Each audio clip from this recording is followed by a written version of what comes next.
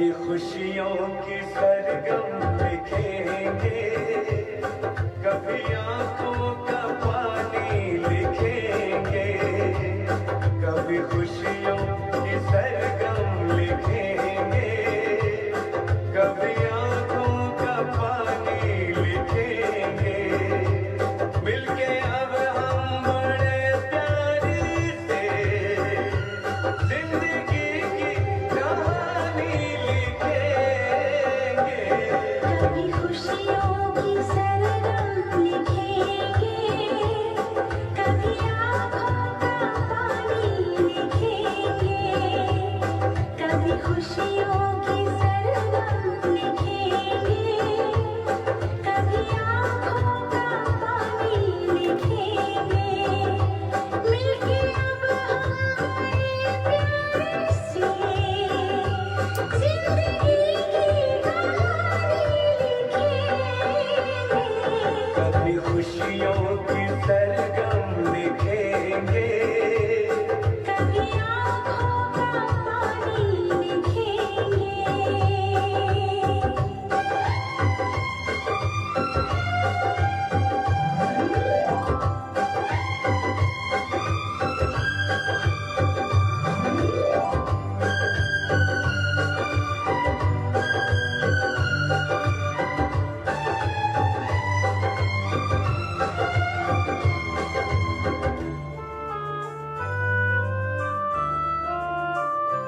सुर सजे न सजे गुनगुनाते रहे, दर्द में भी सदा मुस्कुराते रहे। एक दूजे की बाहों में बैठे रहे, साथ फेरों की रस्में निभाते रहे। उम्र के इस हंसी दौर को वक्त की मेहरबानी लिखेंगे। कभी खुशियों की सरगम लिखेंगे, कभी आँखों का पानी लिखेंगे।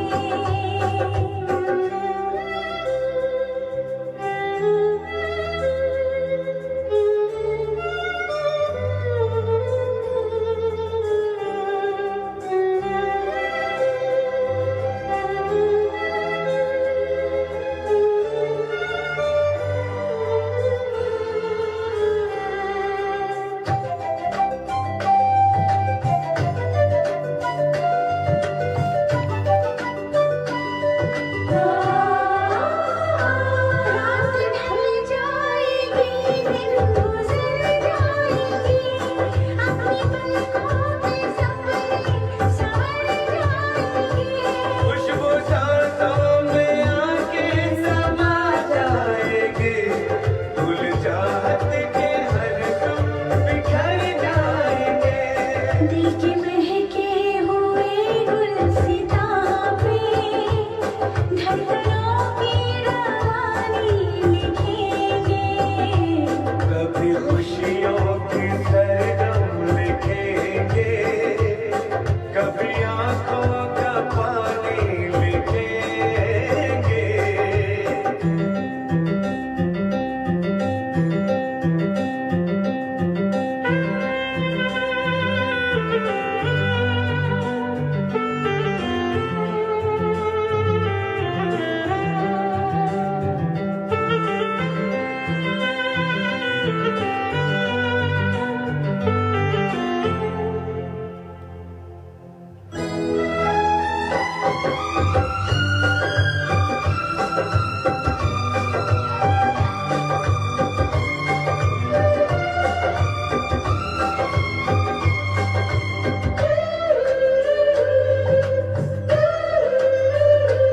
अब किसी मोड़ पर भी ना बिछड़ेंगे हम, बांट लेंगे जो आएगा कोई भी हम।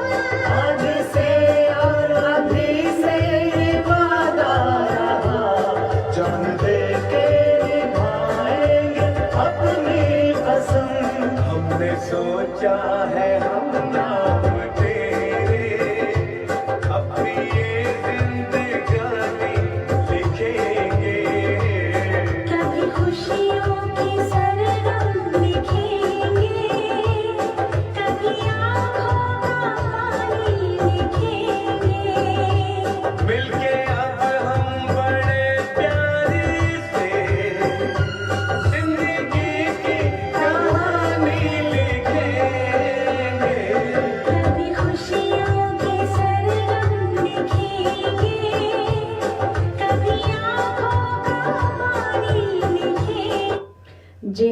कभी खुशियों की सरगम लिखेंगे तो कभी आंखों का पानी लिखेंगे। रेडियो सरगम पर आप सभी का स्वागत है। आज दोस्तों, आज एक खास दिन है और आज हमारे जो अतिथि आए हुए हैं वो फिजी से जुड़े हैं और president of national federation party के हैं ऑनरेबल पियो तिकोदुआदुआ जी आज हमारे साथ जुड़ेंगे और हम उसको स्वागत करेंगे रेडियो सरगम के माध्यम से। दोस्तों, और अगर आप फिजी के बारे में कुछ जानना चाहते हैं और कुछ पूछना चाहें तो ज़रूर आप उनसे वार्तालाप कर सकते हैं। कमेंट बॉक्स पर लिख दीजिएगा, ज़रूर हम उनसे पूछेंगे और वो आपको जवाब देगा।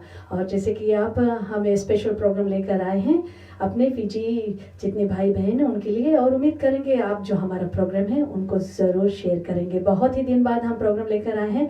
इट्स अ स्पेशल प्रोग्राम दोस्तों, हमारे फिजियंस जितने भी वर्ल्ड वाइड है जहाँ भी हैं उन सभी के लिए। अगर आप सुन रहे हैं और देख रहे हैं हमारे प्रोग्राम को तो ज़रूर अपने दोस्तों में शेयर कीजिए, इन्वाइट कीजिए, क्योंकि ये हमारा जो हम फिजी से जुड़े हैं उसके बारे में है। तो चलते हैं दोस्तों, हम ऑनरेबल पियो तिकोदुआदुआ को हम थोड़ी देर में हम उनको स्वागत करेंगे और एक गीत हम बजाते हैं उनके लिए। तो जो लोग जुड़े हैं आप सभी को बहुत सारा प्यार, प्रणाम, स्वागत है आप सभी का और रेडियो सरगम के माध्यम से। तो चलते हैं एक गीत और हम सभी को स्वागत करते हैं रेडियो सरगम द्वारा।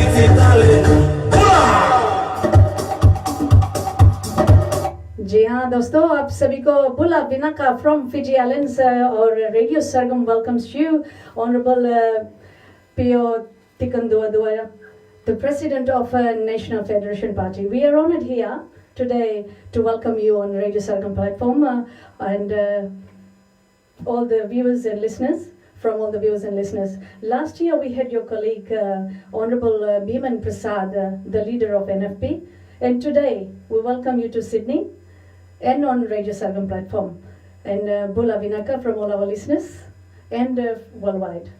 Yes, thank you, Sharmila. First of all, thank you very much for having me here at Radio Sargam Australia. It's a pleasure, and we got a great setup here, and I'm looking forward to a great interview today for our listeners. Thank you. Thank you, thank you. And since you haven't been on another local radio station here in Sydney, how was your interview there, and how was it there? It went well. I've done 2 radio interviews in the Itāukei language. And this one today was recorded, and it's going to come out, I think, next week. And but there was one I did 2 days ago. It's all been good, and I'm very glad that I'm here. Thank you. Oh, well, it's our pleasure to have you on Radio Sargam, since you invited, like you called us and you wanted to give us an interview. So it's my pleasure to have you on board. And today we're going to ask you about a little bit about you and about National Federation Party and about Fiji. So tell me about yourself and your background. Thank you. I'm 53 years old. I just turned 53. I'm married and I have 2 adult children. Presently, I'm the president of the National Federation Party. Formally in my career, I was a professional military officer in the rank of colonel when I retired so many years back. And right now, I'm an elected member of Parliament. I am still a member of Parliament, but unfortunately, I am currently suspended, and I think we're going to come to that one later. So how long have you been in politics? I was introduced to politics in the year 2000 when I was the what they call the AD camp, or the personal staff officer for the command of the Fiji military forces, when we had the unfortunate events of 2000. That's when I was plummeted into politics, and later on in 2007, when I returned from Australia in my military college studies, during the term of the former government, I became a permanent secretary for justice initially for 1 year, and later on in 2008 for 6 years, permanent secretary in the office of the Prime Minister, until when I resigned that job and joined politics, contested the elections under Fiji First back then. So that's sort of the very short history about me being in politics. So National Federation Party, how long have you been with them? National Federation Party, I've been with them since July of 2017 to now, and I am very fortunate and honored to have been given, the confidence to become the president of the party. So from mid 2017, all of 2018, so I'm just about 2 years now. I'm really a journey come lately. And I say that because the National Federation Party is the most senior political party in Fiji, being 50 years old. Yes. 50 years old. All the other parties have come and gone that started with them, and we're the only one, that still presently, raises the standards of, of what is good leadership and what, we all aspire to as being good leaders of Fiji politically. Yeah. All right. So what is Honorable Pio TIKODUADUA, what is your purpose of this visit to Sydney? Thank you. Well, first of all, leisure. Lately, there's been a lot of focus on me personally and professionally, particularly for politics, in the last 48 days today, and I just wanted to take time out of Fiji, to gather my thoughts and try and look back into Fiji from outside, and also, come into Australia and meet friends and relatives, and I'm glad I've been given this opportunity to also to come and tell, Fijians here what it is like in Fiji and the reality, because it's unfortunate that most of us, most of you here are always receiving, this information with regards to Fiji from one horse's mouth. And, this is your opportunity to be able to look at the truth from a different perspective. Yeah. So are you just traveling to Sydney, or your intentions are going somewhere else as yes, well? Yes, I'm going to Canberra on Monday. Right. I'm going to visit relatives and friends there. And then I return on Tuesday, then on to Auckland. And, so you're going to Auckland as well? I am going to Auckland on Wednesday. Right. And then on Friday, I will hopefully go down to Wellington, and then back to Fiji on Monday. So you're in New Zealand for a week as well? Yes, that's correct, yeah. All right. Yeah. So you have got a lot of people out there as well? There are people who are helping me out on that too. Of course, doing the same thing here. I mean, first of all, leisure, but using the opportunity to be able to talk about Fiji to our people. Because I think this is the inherent right to be able to hear the whole story of what's happening back home. We all love Fiji, as you know, really Yes. We're all Fijians, you've been here, you've made your life. And you cannot take away that connection between you and Fiji. No, you cannot, because almost in Sydney there's almost the population is almost 100,000, and the first generation is over 60,000. So I mean, like, we all have that Fiji, in our heart and soul. Yeah. Doesn't matter where we live, we still have that in our heart and soul. So a lot of people, I go to Fiji like a few times a year, and I've just been back on Friday, and I just feel like going back again. Yeah. Oh, we are Fiji. Yes. And you can never take that away. No, you cannot. Yeah, I mean, I'm just playing another, very famous Fijian song, which is synonymous with, everybody, irrespective of what ethnic group they belong to back home, they sing that song with a lot of favor. So the song I played for you, Yeah. did it take you back home or not? Well, I'm always home like you are always home, so it reminds you of home at the same time. Yeah. All right, then. So there's so, like, the history. There's so many, like, we have Fiji Indian listeners and Fijian listeners. We are all Fijians at the end of the day, living here. And I tell you about Radio Sargam. They are internationally. We have got a lot of listeners, and they're all listening at this stage. I have got like 266 viewers listening to this program. You can see that at this stage. So it's worldwide, and everyone is listening. So they want to know about you and about Fiji and about National Federation Party. What has National Federation Party has got stored in for Fijians, like us Fijians, and in future, what they're going to do to our Fiji. Thank you. The National Federation Party is very proud of its history. Many people, some politicians and people joke about National Federation Party has never been into government. But I want to, tell you today, Sharmila, there is no party in Fiji today that has shaped Fiji's history like no one else but the National Federation Party. You talk about the major decisions that have shaped Fiji's past, and we are looking into the future. You could almost say, that to a certain degree the government that is here is trying to copy National Federation Party and its policies, but it can't even copy it properly. This whole concept of equality under the law, one man, one vote, one right, of being able to belong wholly, to Fiji as a country, as I said earlier. This is what NFP has aspired to in the past. It's not been easy, it has not been easy through the 1970 Constitution and leadership. 1997 NFP was involved in that. And we continue to feature prominently. And we see, particularly today, the NFP is blessed with this set of principles that has allowed it to be able to get the people together, however extreme the views might be right now. To one side, it's authoritative, formulating policies and, forcing it under the law. On the other side is looking at, almost, center-right, dealing with matters that probably may be at the interest of one particular ethnic group.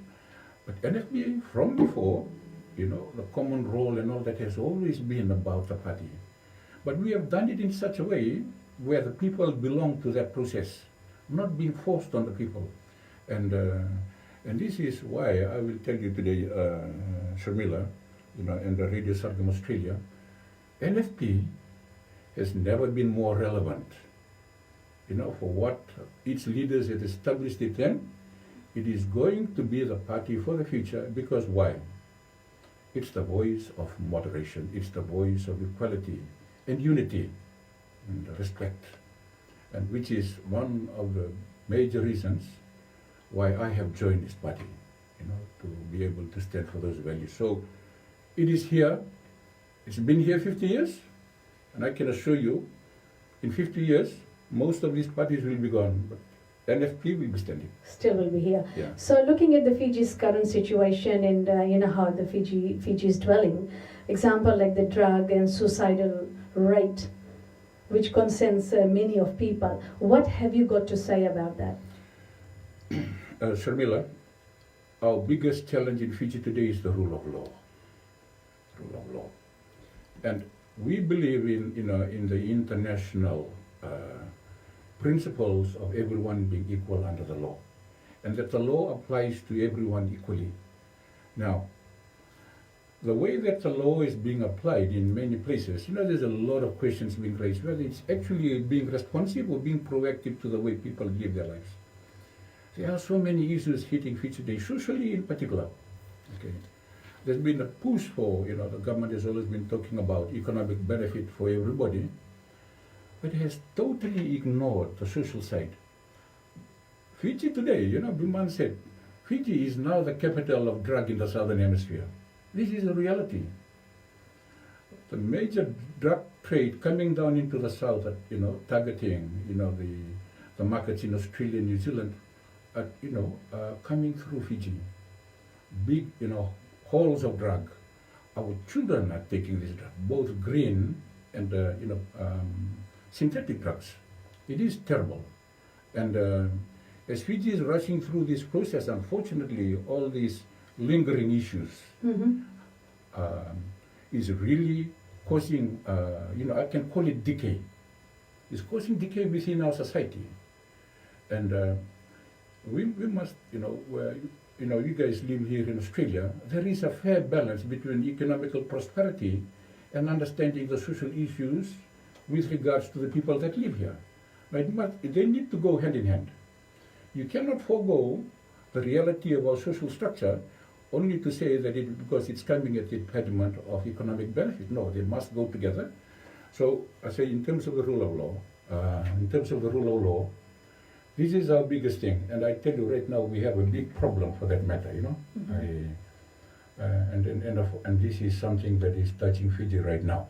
So the perception of the rule of law, since you are a senior and a very experienced politician, when you guys are in power, maybe after the election, we don't know what is going to be the result. That is in another 3-4 years. Yeah, 3 years from now. Yeah. So what do you think?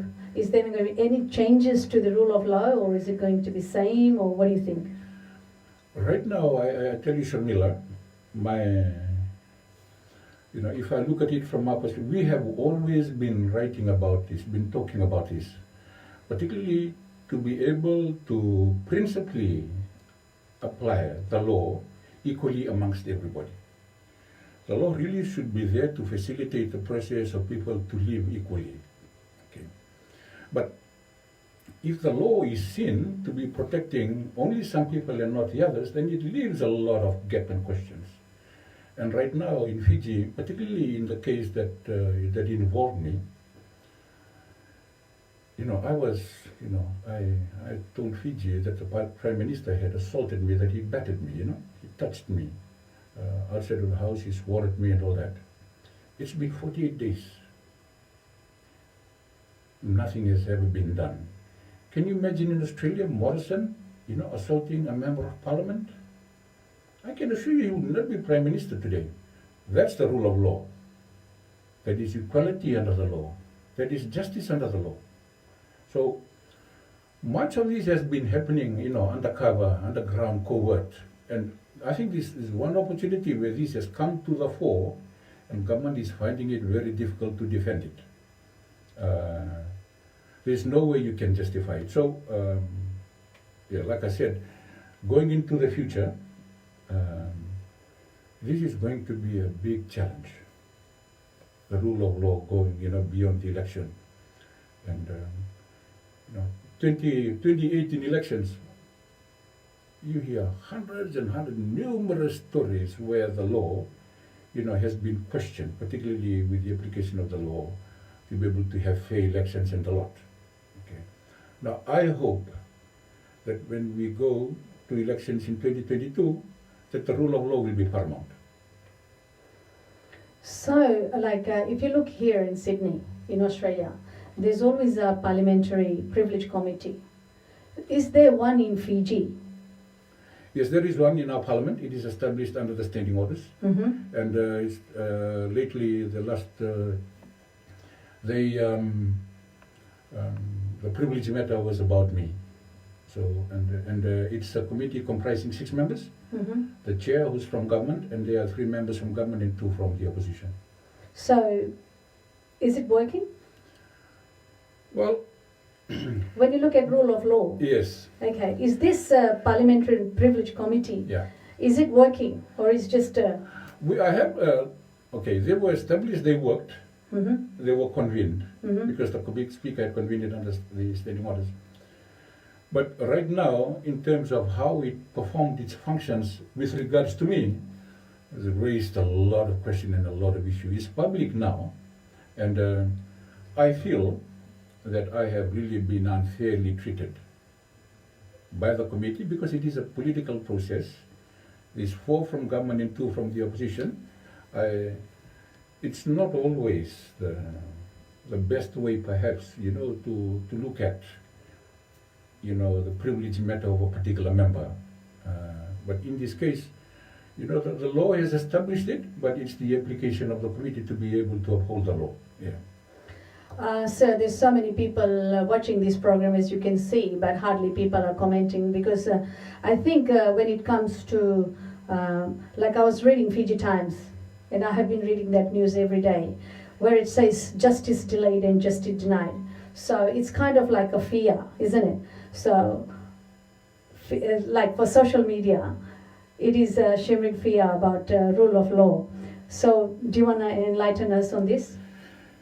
Yes, one of the most important factors in a modern democracy and true democracy is a free press. Mm-hmm. Okay, and then for press to be critical of both government and the opposition, and looking at what is in the best interest of the people, because the press is supposed to be the voice of the people. But unfortunately, in Fiji today, the press, Mm-hmm.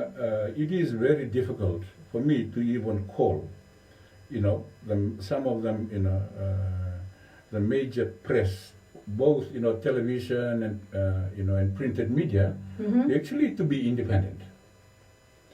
I only read Fiji Times. I don't listen. I have stopped taking interview Mm-hmm. on FBC, Fiji Broadcasting Corporation. I have mentioned that publicly. No longer will I ever do that. And because the media and Fiji Times, have been trying for the last 40 days to bring out this issue. In my case, where I have I have claimed that I have been assaulted, the matter has been thrown back and forth, ping pong. Mm-hmm. Someone is playing ping pong with me, between the DPP and the police. Now I'm shouting out and say, hey, where's my justice? If it was, I think I can put my hand, right hand, left chest, and say, if this was another citizen under the law that assaulted me, I think this case would have already been treated a long time ago. Mm. But I've been waiting 48 days. So you as a politician, you're waiting for 48 days. Nothing much we can say. But anyway, what is the young generation perceiving and learning from this? See, this is perhaps it's a really very good question. The question I ask is, what will the Prime Minister, what will the young people of Fiji learn from the actions of the Prime Minister and of my own actions?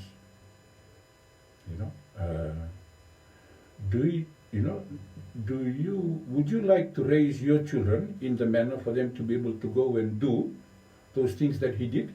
I mean, I'm waiting for that, I think it's not a good example, as far as I'm concerned. If they want to apply the rule of law equally with everybody, then, I asked the government today, I asked those in charge of the investigations, is do something right by the law. I have got Eunice Spot, who says FBC and Fiji Sun are pathetic medias. They are only one-sided videos. Have you got anything to say about this? People are commenting, so I'm just going to read their comment. This is not what I'm saying. This is the people are commenting on. So I'm just going to read, and you give me the answers. Well, let me say, I don't disagree with them. You don't? I don't disagree. Yeah, I don't disagree with the observations. I think they're making very, very correct assumptions. All right. Mr. Rizwan Shah said you are suspended. Don't say family stuff in Parliament. So what have you got to say about that? Okay, I never mentioned the word family. And I have said I did not attack the Prime Minister personally. The Speaker did not rule to ask me in Parliament to apologize for the point of order raised by the Prime Minister.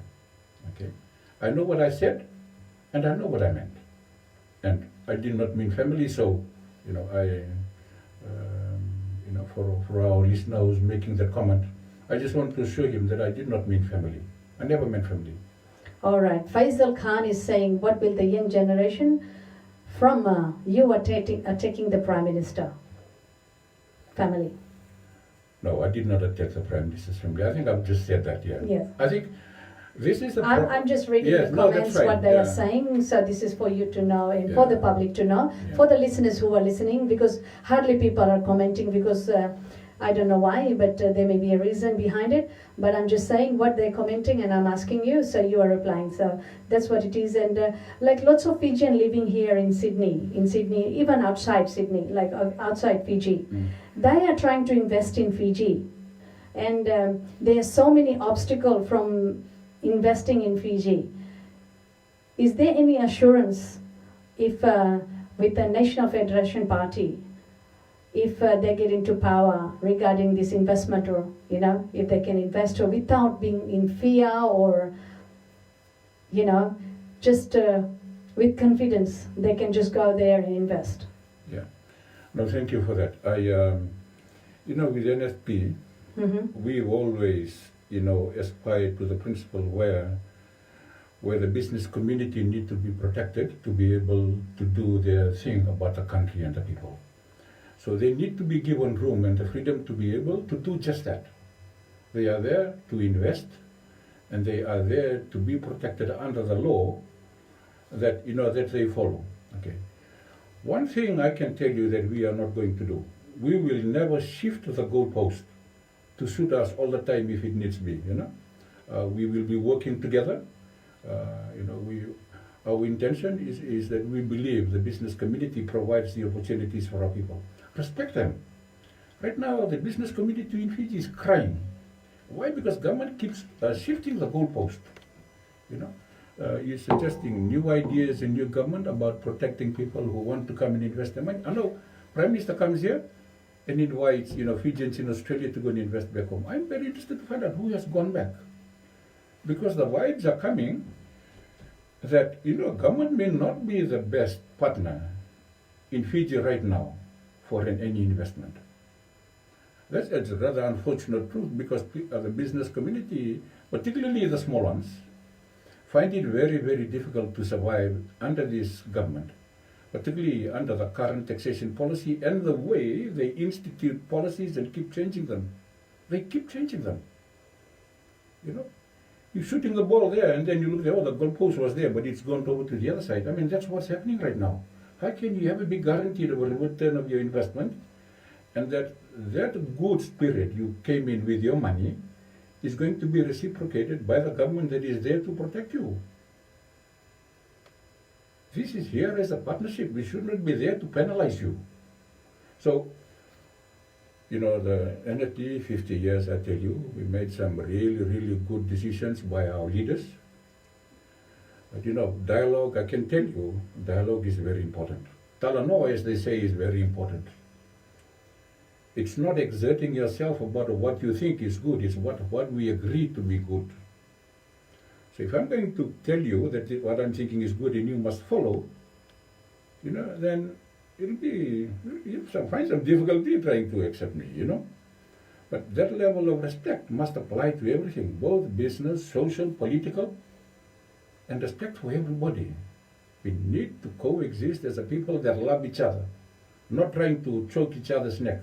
I mean, the Prime Minister, he had a go at me. What do you say about that? How could you ever justify that? I mean, even, hypothetically, I didn't mention his family, But even if I did, it does not justify, you know. It does not justify the fact that he had to assault me. Right. So,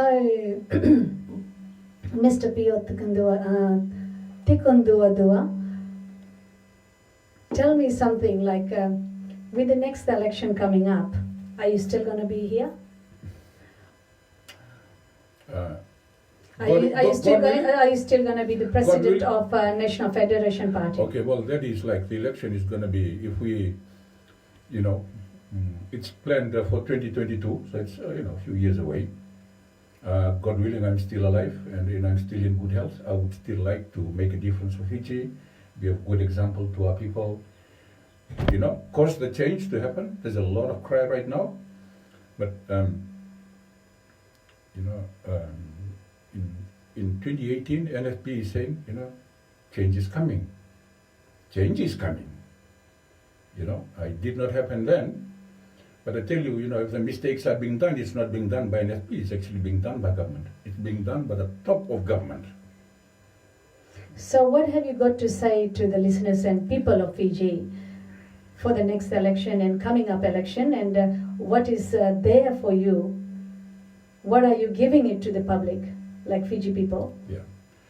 I'm going to say, I'm telling the people of Fiji in Fiji and the people of Fiji outside Fiji. Actions speak louder than words. They've heard so many words from government, equality under the law, truth and all that stuff. Okay? They've been saying all the right things, but I tell you, they've been doing all the wrong things. So, would you believe someone who's actually talking, or do you believe something that someone has actually done? And I'm saying, we all see, we all hear what is happening. This is the time for Fijians to come together. People of Fiji, in Fiji and outside Fiji, like here the community in Australia. As I said earlier, we all belong. But if we all truly love our country, we must think of others first and not us.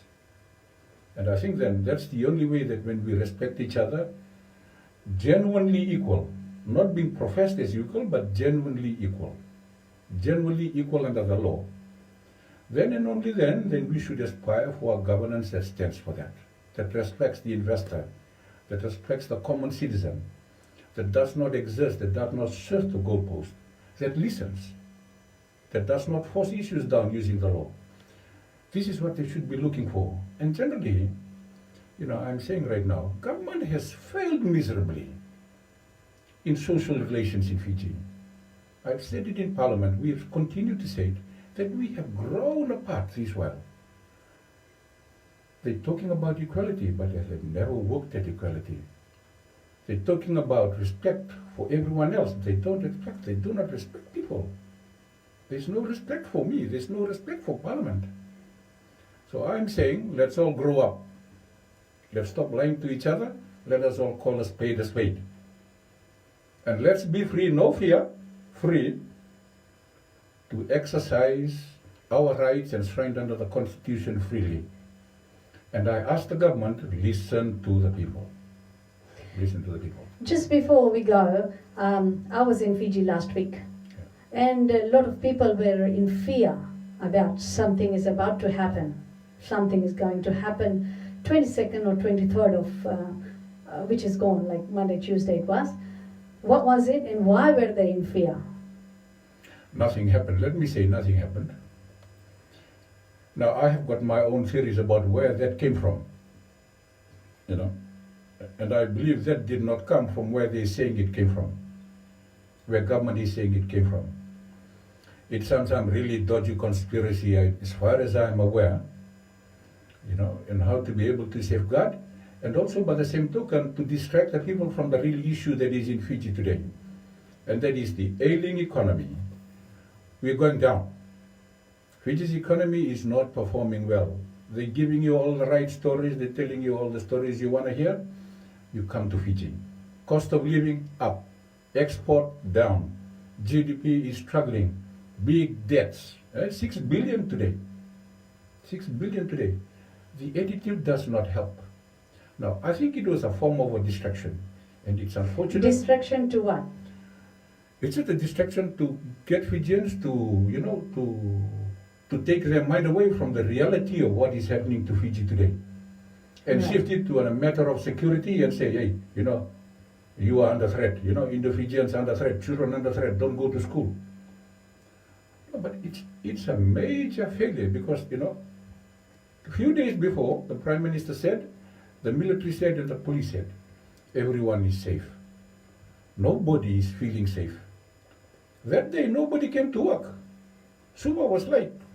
60% I were not know there. the children didn't go to school. Exactly. And, So if you feel secure in your country because of the assurance, you would still go about your own business, wouldn't you? yeah. And you say, oh, they will look after me. But nobody in Fiji respects the fact that government and, because of the rule of law, I'm saying, cannot protect the people well enough. And it's about time we see that. But because who can protect the people? Only the people can protect the people. True. Yes, exactly. Because that's what democracy is about. We are here for each other. And the last thing, because the arms of the law are supposed to only to be reactionary. Okay, we are the people should take the initiative to protect our own. And I think they failed miserably that day because people did not feel safe. And that is whose fault? It's their fault. Yeah. It's their fault. And I say that because why? I'm waiting 84 days, 48 days now, Sharmila, 48 days. Until something is done, I continue to say that I will continue to be not safe because the law cannot look after me. So you're saying you are not safe in Fiji? Well, right now I can say the law cannot protect me. Those people could not come out on that day. Why? They're not so sure about the protection that they would be getting. I said, okay, I might as well just keep my child at home because I'm not so sure if he goes to school, he will be protected out there. But for a good nation that looks after itself, people should be able to look after each other. And that's what we should do first.